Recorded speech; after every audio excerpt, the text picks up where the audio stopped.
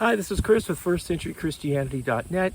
Thanks for hitting the play button and taking a listen. And you may notice that a few of your friends and colleagues disappear this time of year every year in the fall, and that we will go off to a religious, celebration. Sometimes we don't like talking about it at work, but we're going to the Feast of Tabernacles, which is also called Sukkot, and we're going to go and fellowship with like-minded believers for 8 days, just as the Bible commands in Leviticus 23. And for those of us who have come into first century Christianity, which is also known as the Way, sometimes it's called Nazarenes, people who follow Yeshua of Nazareth, Jesus of Nazareth, we stopped doing the holidays of mainstream Christianity and have adopted the holidays in the Bible. And now there is no temple today. We all know that. So we do the best that we can, and we don't live in the land. So we use this as an opportunity to get together with like-minded believers and share messages, have larger fellowships, do a lot of dancing, eat a lot of good food, and everybody comes together in a spirit of cooperation and sharing, much like the apostles in the book of Acts.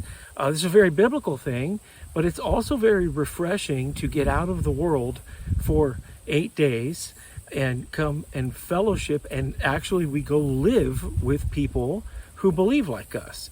Some of us go to resorts, some go to campgrounds, some do this in their backyard. Many people will make a sukkah. A sukkah is a temporary shelter that is what the Israelites lived in when they were in the wilderness. It's not exactly a tent. It's made out of whatever you find around, foliage and spare boards and whatever, and people will live in those for 8 days. Or we go live in a resort or a hotel somewhere and rent out a big hall and have a bunch of cookouts and have a bunch of fun. So this is a big positive for our faith. It is so fun. It is so uplifting. It is so rewarding to be able to get together with the brethren. And we know where 2 or 3 are gathered together, that Yeshua is in our name. So if you see that your friends are taking some time off this next week, then ask them when they get back, where'd they go? What did they do? Poke them, prod them a little bit, get them talking.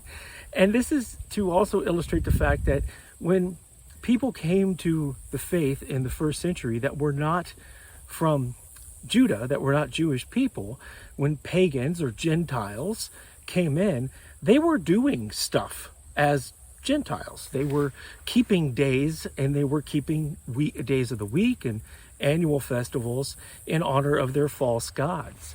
They stopped doing that in order to adopt the ways of Yahweh, which is why we do what we do. We've been called out of the world, and we have learned through studying the Bible that the first century Christians continued to keep Yahweh's holy days, and through history we could see that they did it for the rest of their lives. And through other history we could see that Christians continued to keep these holy days into the late 300s.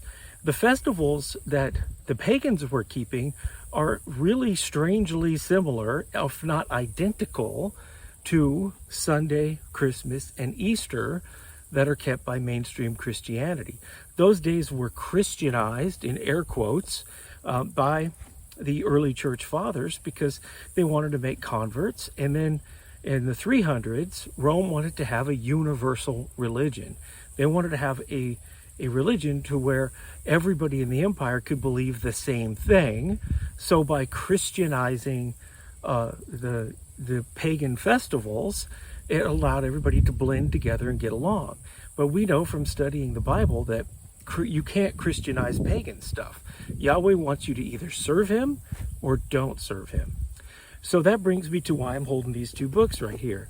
Time is the Ally of Deceit and Too Long in the Sun. These are from a gentleman named Richard Rives, but I think he pronounces it Reeves. And he's gone through and very meticulously and scholarly traced the pagan roots of the mainstream Christian practices that we stopped celebrating. You can get his information at toolong.com, TOOLONG.com, and I recommend that you do. Because when you find out that Easter is actually a celebration to a pagan goddess, you're probably going to not want to do that anymore. When you find out that Christmas is actually the birthday of a sun god named Mithra, not the birthday of Jesus of Nazareth, you're probably not going to want to do that anymore. And on and on and on. So I'm going to put a link in the comments here to my own message about paganism and Christianity, but I do want you to check these two resources out. And in our movement today, we really need to get back to basics and get back to using people who have really done the homework and actually know what they're talking about. Now, I'm not affiliated with Too Long in the Sun at all. Many years ago, I used to write for one of their websites, and it was a blessing, but I don't think I've even met Richard in person, and he has no idea I'm saying this. I just respect the man, and I respect his ministry. So thank you for watching, and we will not be meeting in Kansas City for the next 2 weeks. We will be back in the middle of October. Please watch the website for dates and times, and have a blessed festival, brothers and sisters.